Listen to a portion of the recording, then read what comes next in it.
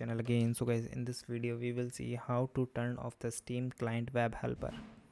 For this guys, first of all adjust your Steam interface setting. So optimize the Steam internal browser setting to reduce the resource consumption from the WebHelper. Locate your Steam client application, click the option of Steam in the top left corner, then select the setting. Then guys, navigate to the interface tab and uncheck the box of enable GPU accelerator rendering in the web views. Optionally, also uncheck enable direct write to improve front rendering. Then click the option of OK to save the changes and restart the step.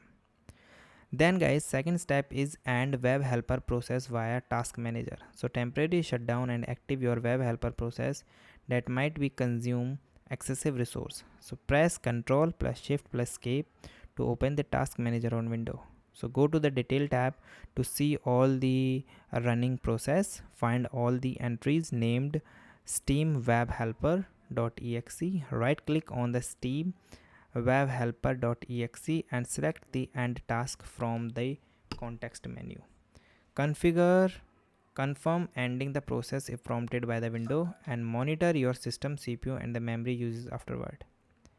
Then guys, change your default Steam homepage. So open your Steam client and go to the Steam setting and click on the option of interface and locate the drop down menu labeled desktop client setup page. Change the selection from the store to library. Click the option of OK to apply the changes and restart your Steam client to see the effect.